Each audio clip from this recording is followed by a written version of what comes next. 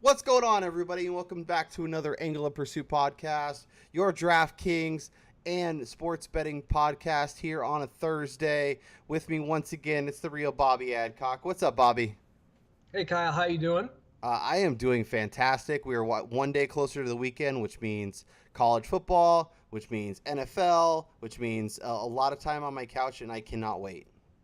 Yeah, Kyle, what the hell's going on with this league right now? I mean, we have 2 weeks in, and we're talking about some guy named what is it, Patrick Mahomes? Is that his name? Yeah, yeah. And It turns out he's pretty good at playing quarterback.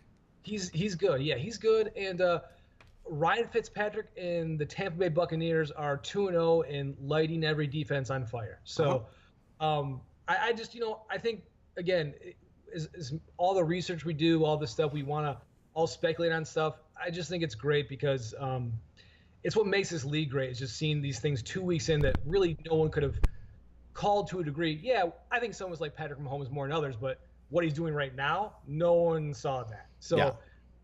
Very very much fun through 2 weeks, and again, looking forward to this week. Yeah, I saw a stat after 2 weeks. Ryan Fitzpatrick has the most passing yards. Matt Breida has the most rushing yards, and Deshaun Jackson has the most receiving yards, which is what we all predicted. We spent months and months and months, trying to figure this whole thing out, and within 2 weeks, it's all gone to shit. So I love it. It makes me really excited, and obviously, autocorrect and everything's going to kind of come back to the way we expected it to be. But there's a lot to get into, and I'm very excited about Week 3 and the rest of the season. Let's talk about our picks. And week 2, we can go over this very quickly because it was an awful week for me. It was a little bit better for you. Still not great. But it's early time. We're gonna get the ship righted. We're gonna be heading in the right direction. I did go 0-3. I picked Washington to cover. Not only did they not cover, but they lost. Arizona got dismantled because they are just a tire fire of a franchise right now, and I thought the Steelers would figure it out, and they tied it up at 21 against that Patrick Mahomes, and Mahomes just kept firing bullets, and it did not go great. You went 1-1-1. You should have gone 2-1. The Bucks took you to cover town. The Panthers, Falcons. I kind of like the Falcons, and that ended up being the right side to be on. It was a close game that could have come down either way, but Falcons got just enough. And then that Vikings game. The Vikings are sitting there to kick a field goal to win the game, and maybe you could say Crosby should have made his field goal, and it shouldn't have been a null point. But everybody loves a tie apparently. I can't even take credit for 1-1-1.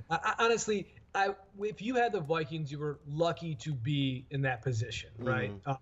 They were getting beat the entire game, and they made a great comeback. Cousins led it. It was impressive to see, but honestly, that was not what you were expecting the script to go if you had the Vikings, right? You were thinking this defense is going to be all over AR-12 and making his life hell, and that wasn't the case. So No. That's not the case. I think that defense, I think there's a little bit of a narrative working where, look, three of the last 4 quarterbacks they played were Drew Brees in the divisional round, a red-hot Nick Foles in the NFC title game, and then a one-legged AR-12. And all 3 of those quarterbacks kind of had their way with them. So, Look, it's a good defense, but I think it's one of those defenses kind of like I make fun of Michigan football.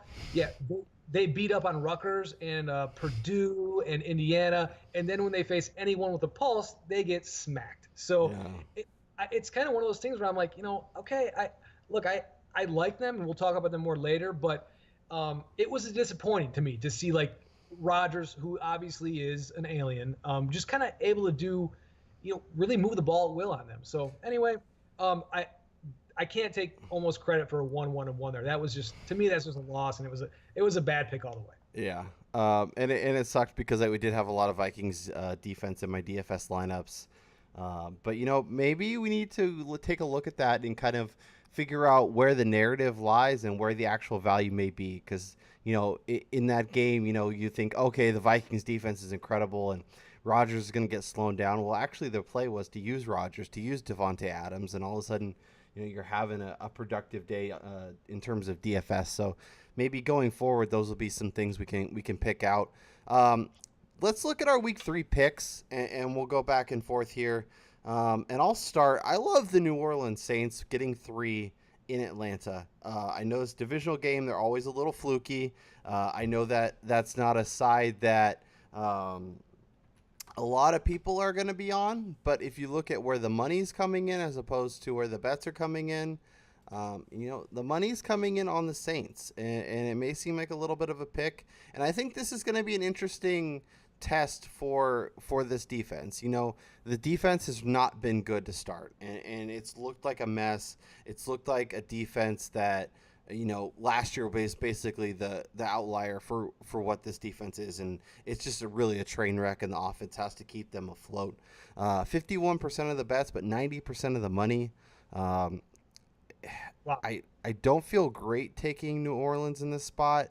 But I'm gonna kind of push against myself after my rough start, and take the Saints, and I think they cover and probably get the outright win in Atlanta. Yeah, I mean, I liked it, and we talked about a little bit last week how I think kind of these for most of these teams that aren't rebuilding or have expect to win, these first couple weeks are kind of a preseason in a way. Mm-hmm. So I can see where this defense starts to get better. I mean, they were obviously better last week against Cleveland. Still give a unexcusable late touchdown over the top of the defense late. But still, I can see where, they start to come along and the offense as well, and the Saints, start to look like the team that they were at the end of last year. So I can see that, but this also, it's a divisional game. I was really skeptical of Atlanta last week with all the injuries. Yeah. And you know what? They found a way to kind of just really put that game away. Which doesn't speak well to Carolina so much, but no, the defense was able to kind of fill in some of those gaps, but they did lose Andy Levitre, so like the offensive line takes a big hit. So I'm curious to see, maybe sometimes the team can go like a week, maybe 2, kind of make up for some of those injuries, but as the season kind of rolls along, those injuries become more apparent. I'm wondering if we don't see that a little bit more this week with New Orleans and Breeze throwing it all over the yard. Yeah, and so I mean, in general, this is a stay away game for me, but I understand the logic, and I don't go against it. So why don't you hit me with your first pick? So I'm going to go with one of your friends. I'm going to go against Sam Bradford. Okay. We talked last week about this Cardinal team and kind of about that game in general. And you talked about, it could look bad. It's 2 quarters in. And I mean, look, it is bad. It's not just Bradford, right? I mean, This offensive line is a mess. They have a rookie at center. They have 2 veterans they brought in as free agents on the right side who are kind of on their last contracts in the NFL, kind of. So, I mean, it's a shaky group, to say the least. David Johnson is doing nothing behind them. And there's already people writing about Steve Wilkes, the new head coach, and kind of running this defense and refusing to come out of nickel and dime packages. And they're getting ran over, meanwhile, by Adrian Peterson, who did not look good against Indianapolis last week. So nope.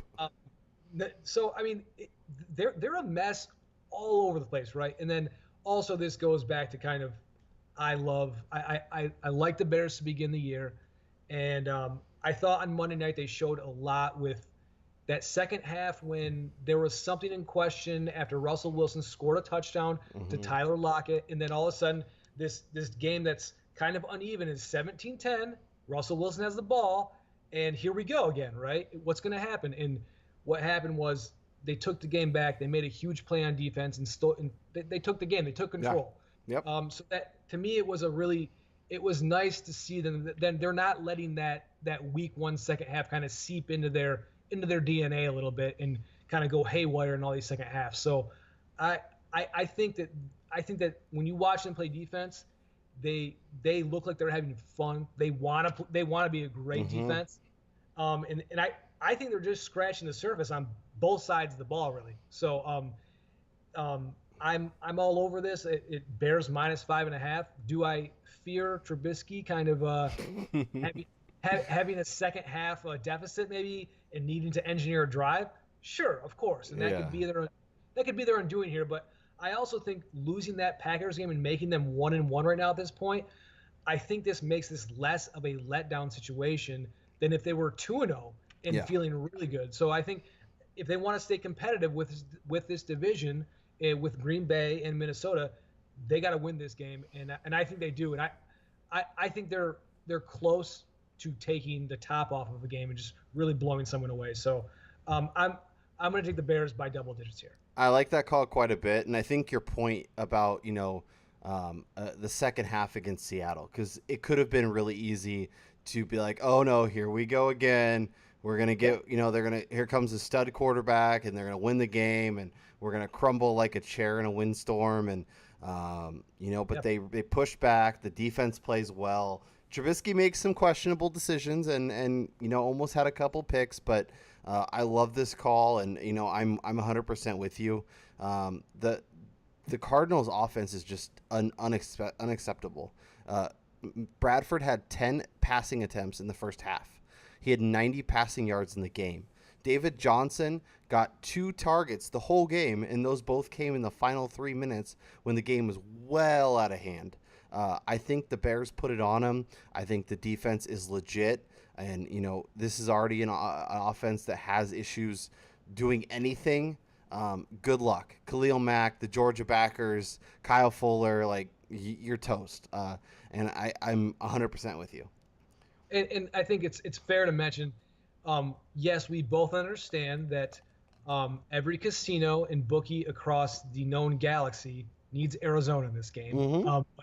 But I don't care. And look, sometimes they're wrong, and you just have to go with what you go with. So I'm sticking by the Bears. I liked them before they got Mac. I liked them before Green Bay, and I'm going to continue to go with them.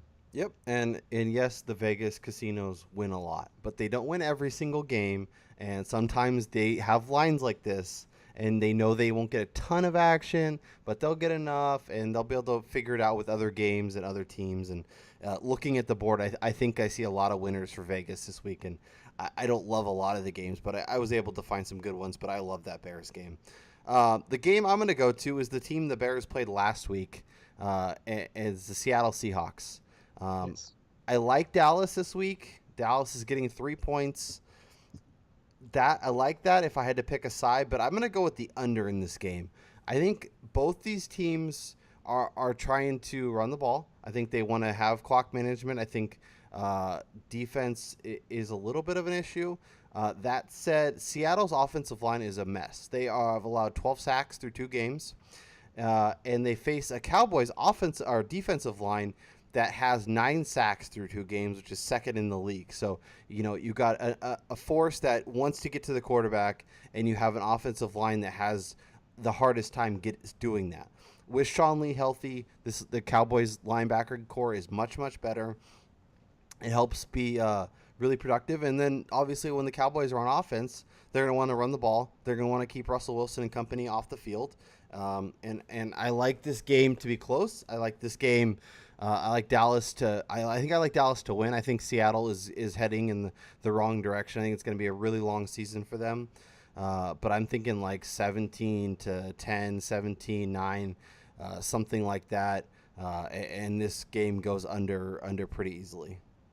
Yeah, and I think it makes sense because when you said Dallas at Seattle, I thought, God, I don't want to watch 1 minute of that game. Sounds well, lucky for you, it's the primetime game on Sunday night, so we all get to watch it. Wait, whoa. No. It's Is it? Detroit. It's the 1 o'clock. You're right, because Sunday's It's my Lions. It's my Lions and Pats. Trust me, I know. Yeah, I know what's happening Sunday night.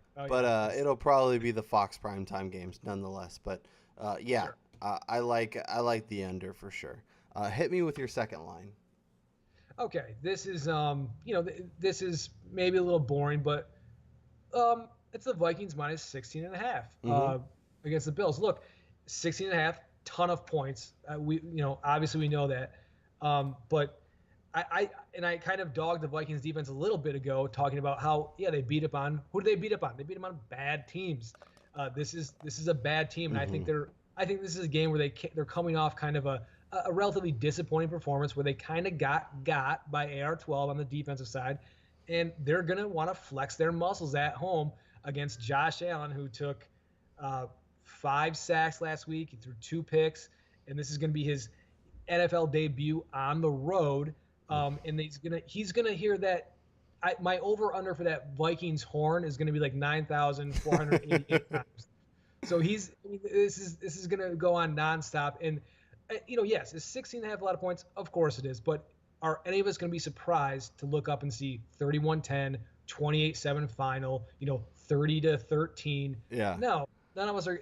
That's not going to be a surprising score. And the Vikings won 5 games by 16 or more last year against pretty bad teams. So I think this is just, they're going to do what they do here, and they're going to take care of business before they look ahead to their Thursday night matchup against the Rams, which will be, as far as Thursday night games go, it's got to be one of the better ones I can think of. So we'll see. Yeah, definitely. 100% in agreement with you here. I think Harrison Smith maybe gets a pick 6. I think in the second half, Josh Allen's going to force throws that he shouldn't, or gets strip sacked or something, and Anthony Barr's running the other way into the end zone. So, yeah, I think they cover, and I've been doing a eliminator challenge with some of my friends, and so far all I'm doing is picking against the Bills, and so far all I'm doing is winning. So it's working out great. I'm 100% in agreement with you here, and once again, you're nailing some picks, and I'm feeling pretty good about the direction. This is the week we turn it around. Yeah, it's always the week. And I will say, I think we were talking in like our Slack earlier this week that I think the Bills, especially if LaShawn McCoy is not playing or banged up, they're going to struggle to score more than one offensive touchdown a week. I think that for a while here, for these next few weeks, this is going to be rough. So, I feel comfortable. You could honestly make the line 20. I'd probably go Vikings. So yeah. I can't wait till I'd love to see the Bills and the Cardinals play each other. It'd be like a rock fight. The first one to get one field goal wins. I will not be watching that. I'll hit you with my third pick. If you head over to fakepigskin.com, I have 3 picks up there, 2 of which I've already stated. I have a different third pick on my column. So if you want a different pick, go over there, get it. If you think I'm an idiot and I don't know what I'm talking about, you can fade me. So there's an extra pick for you to fade. I am going to take the San Francisco 49ers on the road against the unmovable force that is Patrick Mahomes. Maybe this is just, I'm a glutton for punishment. I don't know what I'm doing, but I kind of like the Niners in this spot. I think their offense is good enough. I think this is going to be definitely a high-scoring back-and-forth game. I agree with that. KC has, and maybe you take a look at that over. It's up to almost 55.5. Pretty high total, but it's definitely reachable. 34% of the bets on the Niners, but 48% of the money. So that's a little nugget in my favor. Matt Breida, Jimmy Garoppolo, they're going to get Marquise Goodwin back this week. I think this team's a little bit better than we've seen through 2 weeks. And maybe it's not pretty. Maybe it's a game kind of like it was against the Lions where, they have to hang on or, barely get into cover town. The little late score gets them there. But I think the Niners cover, even if it's just by 6. Yeah, and talking about, the over and all that stuff, look, I'm pretty sure Kansas City defense is more interested in watching Patrick Mahomes play than actually doing their own jobs. So Kansas City can get to 40 by themselves easily, and I think they will, because basically they know this defense is rough, and they're trying to overwhelm everyone by just scoring as many points as possible. So yeah, they're going after it, and I don't know if they'll cover this game, but they're going to score a ton of points again. That San Francisco defense is not good, especially in the secondary where Kansas City makes a living. So I don't know about the call. This was a stay away for me. I looked at this game for a while and thought, San Francisco already has kind of one game on the road where they have this experience a little bit, and they're feeling this out. But it's a stay away from me overall, but I would definitely go over. And I agree with you that San Francisco will be scoring points a lot as well. So I think this will be a back and forth high scoring game. I don't see why it wouldn't be. So I like the call. I'm more interested kind of just to watch the game. But yeah, Yeah, like 34-31, 37-31, something like that, 28-34, somewhere in that range. I feel is very, very reasonable, and maybe the Chiefs win, 3-6. I think is about where they finish. And you are a brave man for going against the Chiefs at this point. So I respect that. Yeah, I'm going against Patrick Mahomes, and I'm banking on the Saints defense. So, it's a great start for your boy. But turning this thing around. So, hit me with your final play of the week. Okay. Well, I did have a chance to read your ATS column this week with Aaron. Yeah. And correct me if I'm wrong, but you had Pittsburgh in there, correct? I do have Pittsburgh in there. That's when I saw your pick. I got very excited because at And least one of us will get one win this week. That makes us feel good. And all I will say is how dare you? How dare you? How dare you go against Fitzmagic and my Buccaneers? Last week I wrote about a little bit just how this is a chance. There is a legit chance with all these guys healthy to be a very good offensive unit with Fitzpatrick pulling the trigger. We wanted to wait and see. I picked them last week, but you know what? They went out again. He hung another 400 yards on a good defense, and almost another 30 points. And look, it's fool me once, shame on you. You do it again a second week against a team that is the defending Super Bowl champions. That they're not out there dogging it, right? Right. There's something here. I'm a believer. There's no reason not to think they can't be, at least offensively, that they can be highly productive week to week. And I will say, I write about this a little bit this week, which I'll be dropping tomorrow, blah, blah, blah. But there is precedent for this type of team to take shape in the NFL. Kurt Warner and the Rams, journeyman quarterback who's a former grocery bagger. Jake Delhomme with the Carolina Panthers, coming off the practice squad, being the backup quarterback to start the year to Rodney Peete. And you have Rich Gannon win the MVP at 37. And Case Keenum just last year, a journeyman quarterback who's a career backup, taking the Vikings to an NFC. This isn't crazy. There is precedence for this type of thing happening, and they have the weapons. They have the guys on offense. They have the horses. So I think they're going to throw another number up on Pittsburgh. And Pittsburgh, look, going back to last year, going back to that divisional championship game at home, it's not just that they lost, right? They were very sloppy, right? They turned the ball over a ton. Jacksonville was moving the ball at will on that defense. And, I think there was an entire quarter where Mike Tomlin had, I think, like frozen snot in his beard. And no one, look, when no one comes up to you on your sideline and says, "Hey, coach," hey, take care of that.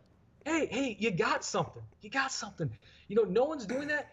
Maybe there is something going on here in this locker room. Maybe something's going on. So, I mean, as much as we joke around, I joke around about that stuff.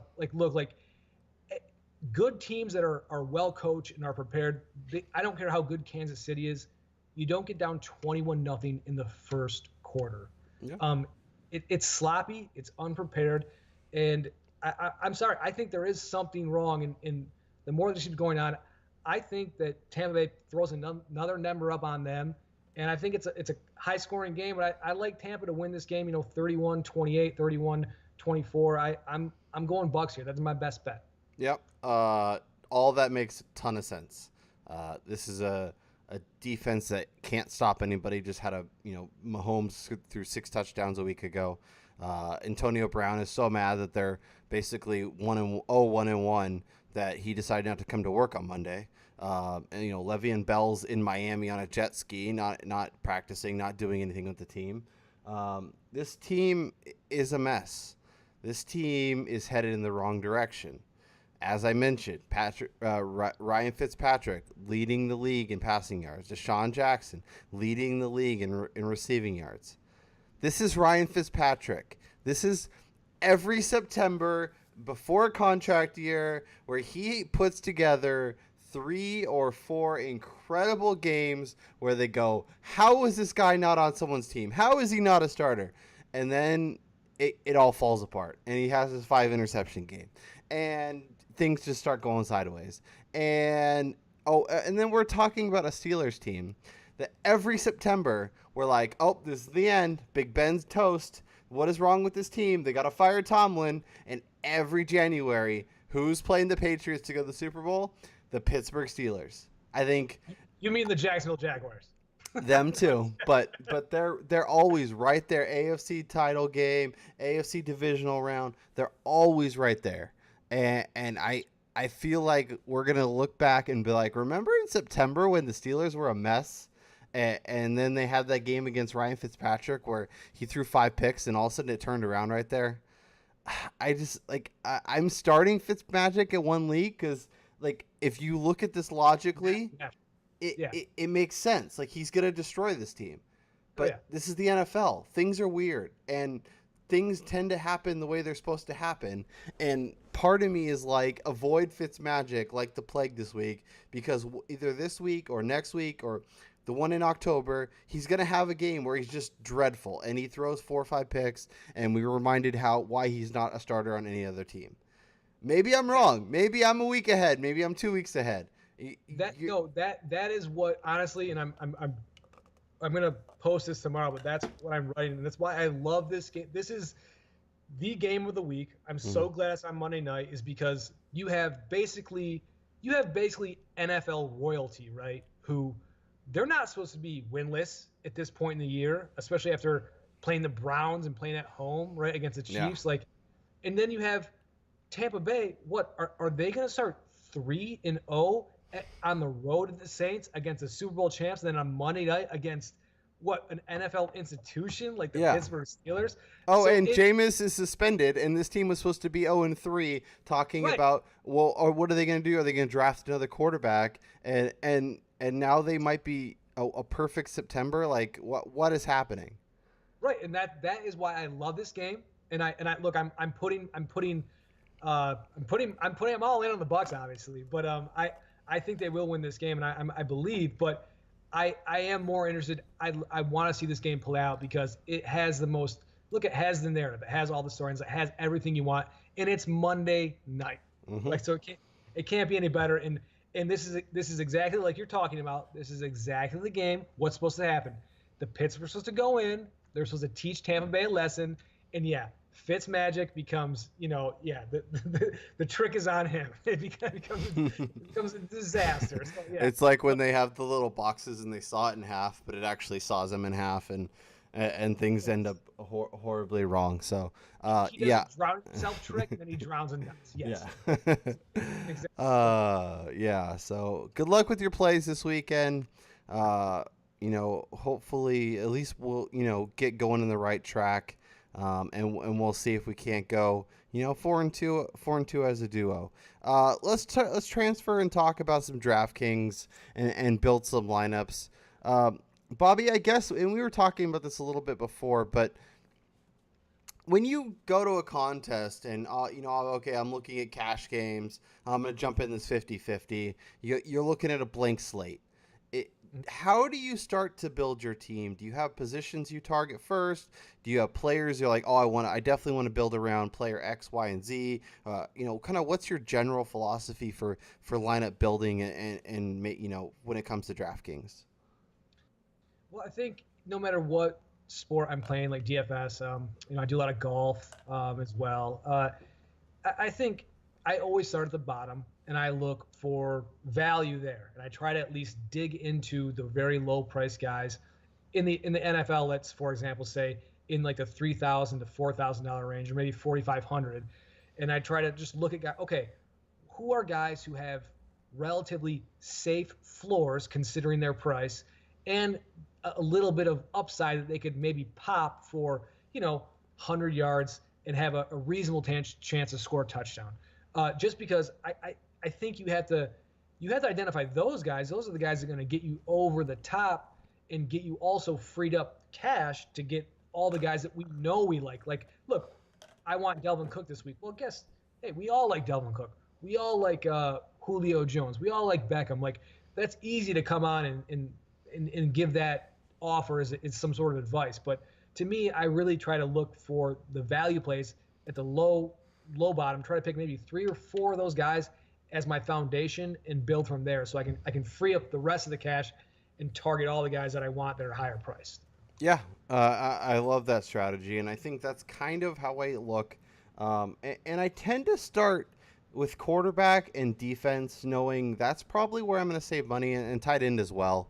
I have to save money somewhere because I can't have every stud that I want. So I look for the value. Sometimes that value is at running back, and I know, okay, I have these 2 running backs that I really like, and I'm comfortable putting them in my lineup. So I definitely start there. I also tend to have a stud that I like. So week 1, it was Antonio Brown. Week 2, it was DeAndre Hopkins. So a lot of my lineups start that way as well. I kind of have a solid base that I want to go off of. And then depending on what kind of contest, if it's more of a GPP, I might tweak it, obviously for a little more upside. If it's a cash game, I usually go a little safer.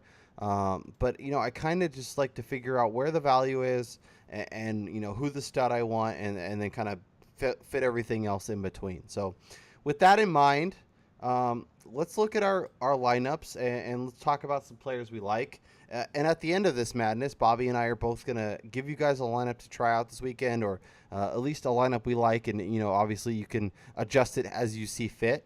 But if you're looking at quarterback this week, obviously Patrick Mahomes now up to 7,000 on FanDuel. He's the most expensive on DraftKings.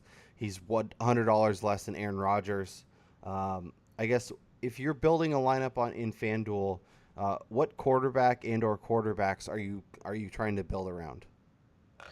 Well, I keep coming back to, with the idea of kind of looking at value in that position. I keep coming back to Matt Ryan. Yeah. They have a really high projected total this week with New Orleans, and you saw last week him develop some rapport with Calvin Ridley.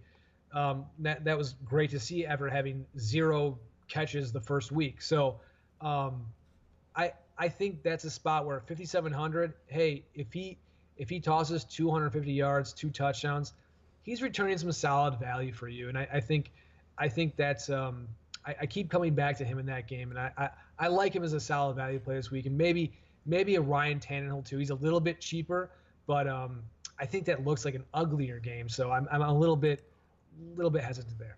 Yeah, I love Matt Ryan this week. He's going to be a quarterback for a lot of my lineups, and we'll talk about some stacks with him because there's a couple players I really like, and I think for me, I kind of look at receivers and tight ends, and then I kind of use that to gauge where I want my quarterback to come from. Do you tend to make sure you have at least a little bit of a stack, whether it's quarterback, tight end, quarterback, receiver, or are you fine just throwing in your quarterback and putting, all kinds of weapons from other teams in there and not really worrying about having some sort of connection on your lineup? I like it, but I'm not married to it. It's not something where I go, I have to have, if I have Matt Ryan there, I got to have, Ridley, I got to have Tevin Coleman. Got to have something there for a double up opportunity. So it's nothing I demand of myself. I have to have that, but it's nice. Yeah, I think some kind of I might talk about this a little bit later, but since we're talking now, I think some sneaky relatively low priced double ups this week are David Carr and Amari Cooper, where they haven't thrown a touchdown yet, right? Yep. Amari Cooper is a guy who projects to score 7 to 8 touchdowns probably on the year, maybe 5 or 6. But when you see guys like that who haven't scored a touchdown through 2 weeks, you want to pounce on that. In the next week or two they're gonna connect. So yeah, and we saw them build a rapport again last week, and Amari had a bigger game. So yeah, I think I totally agree that is definitely coming. There's a couple things I like to do. I like to pair a defense I really like with their running back, assuming that the defense is going to play well. Their offense is going to be on the field late, trying to run out the game, trying to kill the clock.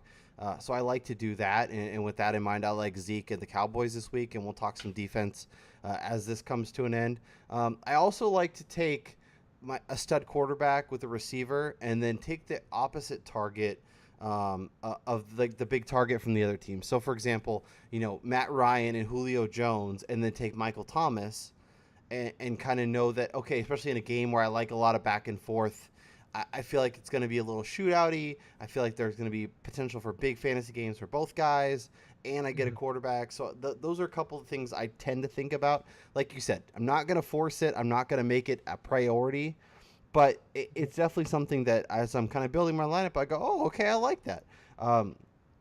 So I like your Matt Ryan call at quarterback. Another guy I really like this week is Jared Goff.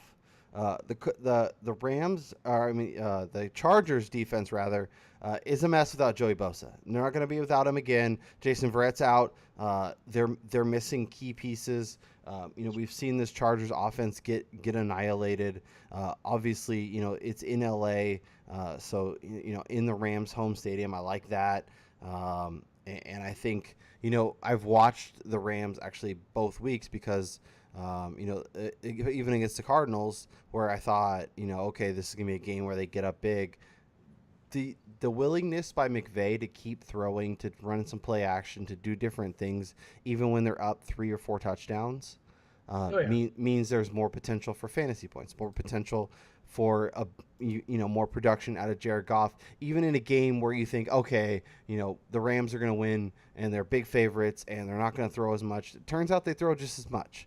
And he's got 3 really good weapons. He's obviously got Todd Gurley, but he's willing to throw to him out of the backfield, do different unique things. So Jared Goff is one of my favorite kind of mid-tier guys this week. And at 5,900 and a little bit lower than there at 5,600 is Blake Bortles. If I know for a fact Leonard Fournette's not playing this week, I think Bortles is going to be a guy that I'm willing to go in on again. He is a freaking monster when it comes to playing without Fournette. When Fournette's there, I think the team gets a little more conservative, goes, we got this beast, we got to feed him. And kind of the reason why I think they ended up kind of pulling out that New England game a week ago when they didn't in the playoffs is because they were willing to throw it and willing to make some big plays, and had D.D. Westbrook coming across, and they didn't sit on the ball in the second half and get nervous and do some stuff and then be like have to turn on again. So I like Bortles as another guy if you're looking a little bit lower at quarterback. I completely agree with what you said about Jacksonville, by the way. It's almost like what are you guys doing? When you watch that, when they just kind of open it up and just play. Hey, we're just going to play now, and we're just not going to play we're not going to play to dictate the score. We're just going to play and try to score. Yeah. No, it was they're a different team when they do that, and at least Bortles, I think, is capable of engineering that kind of offense. If he doesn't have his first read, he can just take off. He's a good enough athlete. And another sneaky guy, I would say, if Fournette is out, is Corey Durant. I think he had 6 catches last week. He's a guy who's a big play guy. Was college at Auburn. He's a freak athlete. He's a guy who can take it the distance and one play, and could be a sneaky guy for GPPs if Fournette's out. Yeah, I like that call quite a bit. And obviously, with the running backs, we're seeing a lot more timeshares, a lot more, split carries, or a guy comes and catches balls. So as we transition to running back, I think Grant's a great call. I obviously like Austin Eckler, who continues to be involved in this offense, continues to get the targets out of the backfield, and be a real threat. And another guy that I like who's cheap, and assuming Jay Ajayi is out this week, which everything is kind of pointing to that, Corey Clement has a chance to have a huge week. Super affordable, 4,300, but also this is a team that Carson Wentz is going to start. And, Carson Wentz, obviously, as the season rolls along, will be throwing the ball all over the yard. Big plays to Mike Wallace, to Nelson Aguilar, to Zach Ertz. But I think they're a little more conservative in this game, and I think they run the ball a little bit more. Sproles missed last week due to injury, so it'll be interesting to see if he comes back. Wendell Smallwood's still there. They do show a willingness to kind of have a couple different guys touch the ball, but At 4,300, I think Clement is at least getting enough work in the passing game and probably getting some work in by the goal line. And then, if things go really well, he's getting a bunch of volume and he's having a monster day and making his price well worth the investment. Well, yeah, and look, I if Jay Ajayi is not in, I think Clement at that price is probably a must start, right? Yeah. I think it's fantastic. But I have to ask you, who is this Indianapolis linebacker who had like a zillion tackles last week, who's a rookie? I think he's a second round pick, and he basically made you and I both look like idiots with this Washington -6 pick. Yeah. It turned Alex Smith back into master checkdown guy, and Chris Thompson had like 13 catches for 70 yards or something. It was so ridiculous. They have some second round guy. I'm kind of curious to see, maybe he galvanizes that defense a little bit too. Like it's just like, it's one of those intriguing things from week 2 that I thought, man, like especially people who play IDP leagues, they saw this guy's stat line and they go, man, wait, who's this guy? So his name is Darius Leonard, and he had 15 solo tackles, 19 total. He had a sack and 1.5 tackles for loss. So this guy was a tackling machine on Sunday. A second round pick, I believe. Yeah, or I don't even think he was drafted that high. He's out of South Carolina State. He was a second round pick. So yeah, okay. 36th overall by Indianapolis. So yeah, rookie, right? He is, yeah.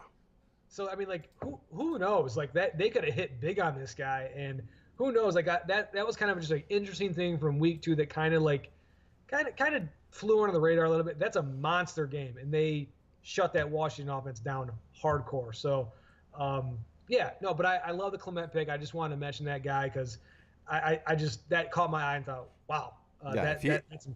If you get 19 tackles in one game, you're gonna get some attention for sure. If we're spending up a little bit more at the position, is there a running back you like more towards the top? Well, yeah. I mean, I'm running Dalvin Cook back. I talked about him last week, and he's not super high price. He's a little higher than last week. I think he was at 63-ish last week, and now he's at 7,100.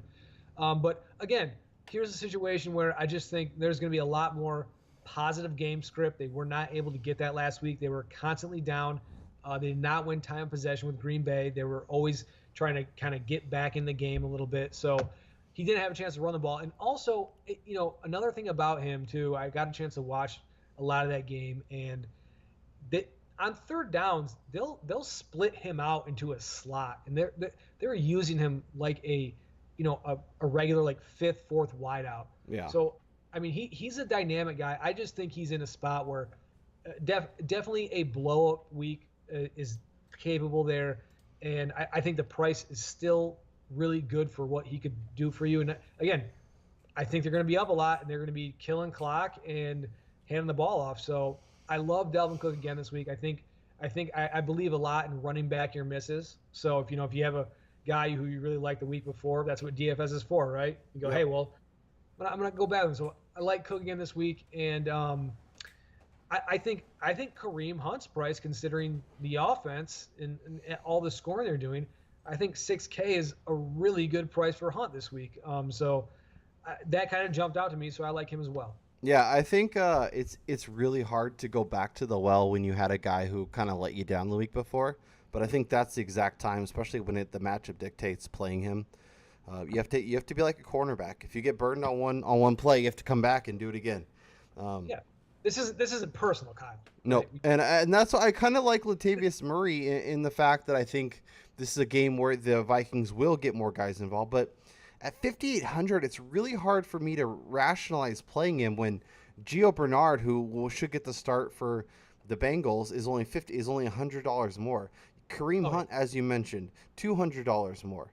Like, Chris Thompson's probably $500 more, but that could be a game where he's getting a lot of work out of the backfield, and all of a sudden, he finds himself in the end zone and has a really nice day. He's had 24 and 22 points in back-to-back weeks on DK. So, I can't. And at the very, very top, I like Zeke at 7,700. I don't know. McCaffrey is tempting there too. Are you playing Kamara or Gurley this week? Well, I'm definitely not like fading those guys ever. Yeah. I'm not gonna ever say don't play those guys. I think what's interesting with McCaffrey with Carolina is going to be not even just from a fantasy standpoint, but just like how long can they just basically run this like short passing to McCaffrey offense? I mean, Mm. this is what this has kind of become. I mean, like, yes, we love it for like fantasy standpoint, and like he had a zillion catches last week, and he turns out well and pays off in that way. But like, it's like they're not doing that well offensively. They're not that Yeah. productive. So Right. it's a bit unless he's hitting home runs, which he hasn't, and he did not actually do that a lot last year. His longest play from scrimmage was in the first round of the playoffs against the Saints when he broke up a 55-yard catch. So unless he's breaking off these long touchdown runs, and he doesn't have in these first two games, he does not have a play of over 20 yards from scrimmage. So I mean, still, I'm not fading McCaffrey. I think because he's getting so much volume, Yeah. but I think it's a little. I think at some point it's going to be like, what are we doing here? So Yeah. so yeah, but I'm not gonna sit back and fade any of those guys. The volume's there, the upside's there. What's bad to say? You just Yeah. got to pay the. No. Yeah, you just got to pay the price, and you got to decide. Okay, if I want to pay up for Gurley or Kamara, that means I have less money to spend at receiver, and if that's your prerogative, that's fine. I think this week kind of dictates spending down at running back and getting some of the guys we mentioned, and then spending a little bit more money at wide receiver. So if we're spending up at receiver, Michael Thomas, love him. Antonio Brown, obviously a great opportunity for him there. Tyreek Hill, obviously a great opportunity for him there. Hopkins, Beckham, Julio. If you're spending up at receiver, do you have a name that stands out above the rest? Yes. And I like I talked about earlier. At this point in the year, if there's guys who are projected to score, let's say double-digit touchdowns, who you think are this guy every year he's played a full season scores 10, 12 touchdowns, and has not scored a touchdown yet, like Odell Beckham. Mm-hmm. I think he's a must play. He's just a guy. These guys, he's going to get his. It doesn't matter what the matchup is. It doesn't matter anything. He was put on this planet to take that ball into the end zone. It could be on a bomb. It could be on a 10-yard slant where a safety takes a bad angle and he outruns them. It doesn't matter. He's going to get his. So I feel like a guy like that who has not been in the end zone yet, whether it's this week or next week or the week after, he's going to explode for kind of like the week one where he had 11 catches and 120 some yards. He's going to do that and have 2 touchdowns on top of it. So he's due for a huge week and to find the end zone at least once. So if I'm targeting one of those bigger guys, it's Beckham. And I think at 8,200, actually, that's kind of a bargain, actually. So Yeah, and I think it's interesting. Obviously, a lot of people watched the Sunday night game against Dallas and saw how kind of anemic that offense looked, and he'd be a guy that I don't want to fade him, especially when Michael Thomas is there and Julio is there and DeAndre Hopkins is there. I'm not going to pay up for OBJ, but I think especially in GPPs or whatnots, I think he might be a great target because he could outproduce all those guys and then have a very very low ownership. yeah, he's Odell Beckham. Yep. He's a monster for a reason. Julio is my guy. I love him this week. I think he has a monster game, and we both like Matt Ryan, so obviously great combo to set up with. If you're going down a little bit, is there a name or two, a mid tier receiver, lower receiver that you're a big fan of? Yeah, kind of in the same thread. I mentioned Cooper. He kind of got his footing with David Carr last week with John Gruden's kind of underneath passing offense a little bit. Had 10 catches, over 100 yards.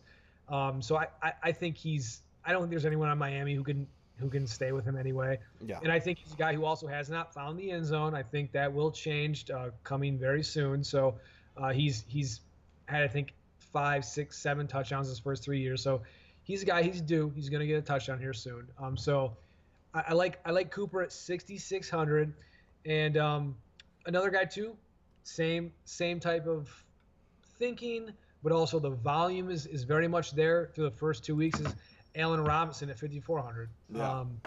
You saw Mitch Trubisky doesn't like much, but he loves him some Allen Robinson. So that's a guy who he's frequently looking to kind of be his go-to guy in the passing game. And I think he had 14 targets in Monday night or something very ridiculous. So I mean I think there's a comfort level there. Arizona has some very very savvy secondary guys and veterans there.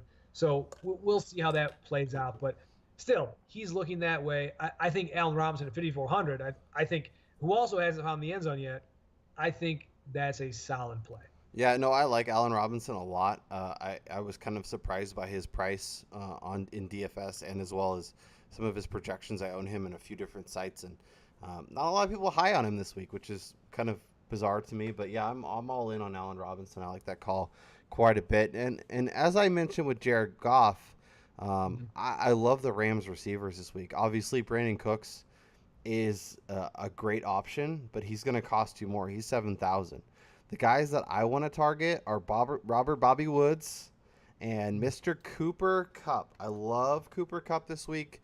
$4,900 will be found in all kinds of lineups for me.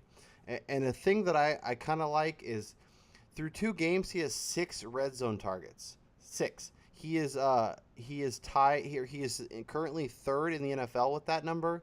The only people that have more red zone targets are Juju Smith-Schuster and Michael Thomas. So when they get in close and they're about to score, Cooper Kupp is a guy that has Jared Goff's attention. So he could, in this game against a weak Chargers defense, 1, maybe 2 touchdowns are definitely in the cards for him. I like that too because, look, it's a high-scoring offense.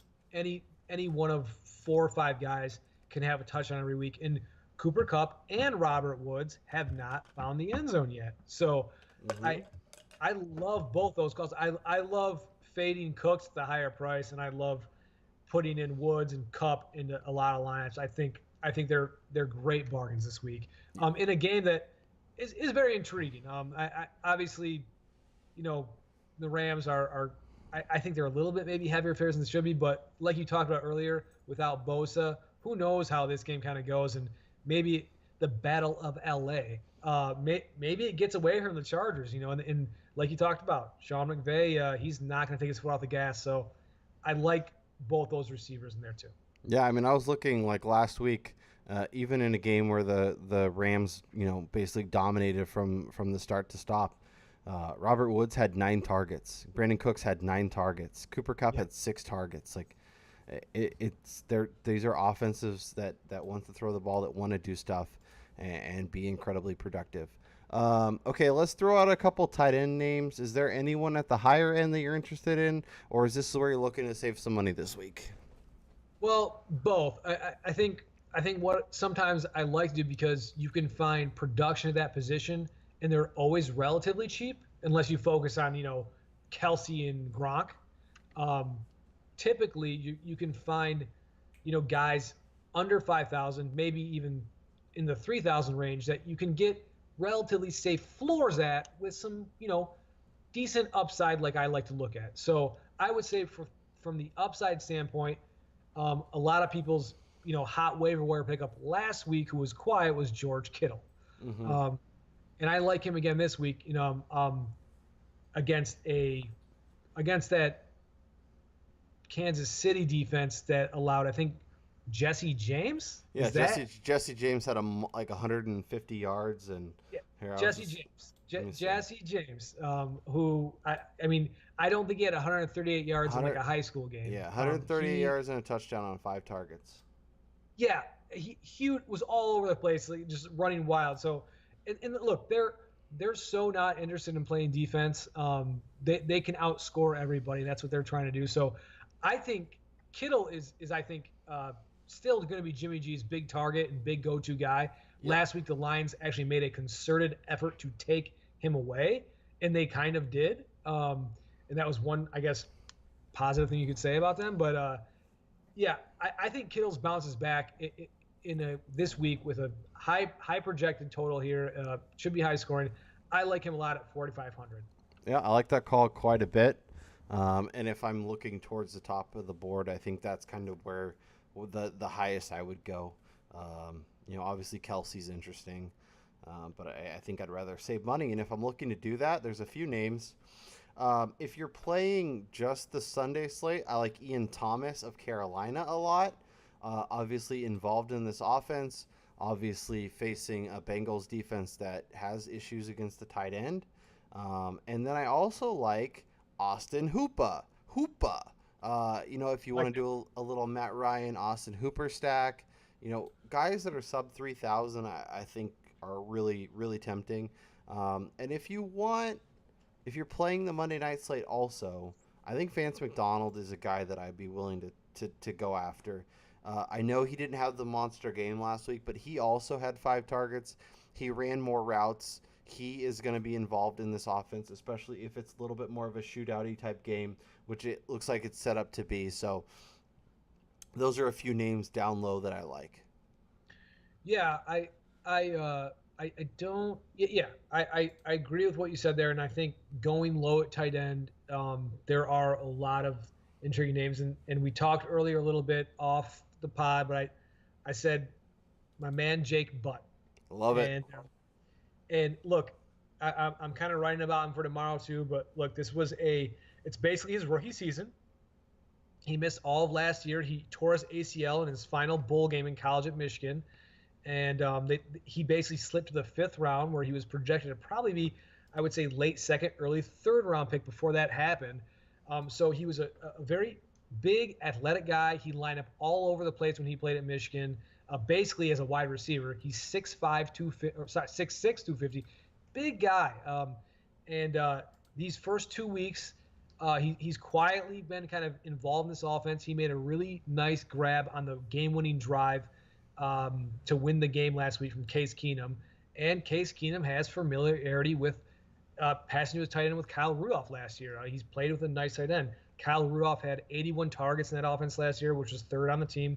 He was 3rd in receptions and was one off his career high of 9 touchdowns with 8 touchdowns last year. So I think this is a guy where there's potential at $2,700 this week. Yeah. That's the thing, right? We're trying to look for reasons to take a chance. If I'm taking a chance, I like taking a chance on this guy right here. It's not a great matchup, but look at 2,700, and if he gets 5 catches, 50 yards, that returns decent value. There's a reasonable floor there, so I like that. And another guy too I like is I think that talk about running back your misses kind of is Jonnu Smith. Right? Love it. I was just gonna say his name. I'm so happy you did. He went from 3,000 to 2,700, and it's like, hey, it's like, and so everyone's going to be off him, right? Everyone's going to just kind of go, okay, yeah, he's done. But I think Mariota's coming back this week. Yep. Supposedly he's practicing and looking very good, looking like he's going to play. So yeah, that's definitely a positive. He loved Delaney Walker. Mm-hmm. It was his top target, and I think that's a quiet guy too, where we don't know his floor, we don't know his upside, we don't really know anything yet. But all we know is that Mariota loved Delaney Walker, and all the reports on Jonnu Smith are that he was a very good in practice. He's a freak athletically, and he's a high draft pick. Yep. He's just like Butt was projected to be. So I think if you're taking chances, especially in GPPs, people who are going to be really cold on him, I think Jonnu Smith is a great play as a long shot tight end. Love it. He was on the field about 80% of the plays last week. This is a guy during his rookie season. They found unique ways to get him the ball, different little screens and down the field. And I think it's a great call and a guy that, has potential to get you a big week, get you, 6 for 75 and a touchdown and be like, where did this Jonnu Smith guy come from? He's going to be on the field. He's going to run routes. And if Mariota plays, which he looks like he's going to, it is going to be a great option. All right, let's talk defense. And where are you looking initially? Well, um, who did you say Sam Bradford is playing this week? The Bears. Yeah. So, yeah, I mean, Yeah. the Bears are eh, look, like I was saying, I think they're just scratching the surface. Um, yeah, there's not a whole lot to add to what you saw from them Monday night, and I think they're poised to like drop a bomb on somebody, and um, this could be a great time to do it. So I love the Bears. I think I this is definitely a little cheeky type of play here, but look, I watched a lot of that Packers game last week. I'm like I'm convinced that Aaron Rodgers is just going to at some point, like it could be this week where they're just going to announce like in the first or second quarter, like Rodgers just leaves the game. Like he's in a lot of pain. He you think he's playing very hurt, and I kind of like the Washington defense anyway. I mean, they didn't play great last week, but um, I think they can put pressure on a quarterback, and I'm convinced every week there's going to be a chance that Aaron Rodgers leaves with an in-game injury because what he's dealing with is not sustainable. So I think Washington is actually $2,000 this week. They're the cheapest defense out there. So I think if you're looking like crazy, GPP crazy play, I like Washington. Yeah. I don't think that's crazy. I think it has legs, but yeah, it's probably not one I'm going to target. I do like the Vikings. Josh Allen, like I said, I think he's going to be a game where he turns it over a lot, especially in the second half. Anthony Barr, Harrison Smith, someone scores a touchdown. They're expensive, but sometimes those defenses are worth paying up for. And if you're finding value at running back, at tight end, sometimes there's ways to make them work. Same with your Bears. I think that's a great call and one that makes a ton of sense. If you want to save money, if you want to go down towards the bottom, I am going with the Dallas Cowboys at $2,200. They are going to be in a lot of my lineups. As I mentioned, the Seahawks offensive line is a complete mess, and Dallas can get to the quarterback. Russell Wilson may prove me to be an idiot, and why did I go against Russell Wilson? But I don't trust his weapons. The running game is having issues. The offensive line is a mess. I think Dallas can get 3, 4, 5 sacks, maybe a turnover, maybe a poorly thrown ball because of a quarterback pressure, and all of a sudden it's going the other way. And at $2,200, if I'm looking to save money, I think it's a great way to look. I like that too, and I think just it's too much without Baldwin, like you said. Like Yeah. man, like it's tough. Yep. So I'm kind of with you. I'm on Seattle being a little bit shaky in general. So I think that's a good cheap play to make for sure. For sure. All right, Bobby. To our listeners, we've gone a little longer than we normally do, but it's been a lot of good content, so we hope you're really enjoying it. Hopefully, you're finding some value.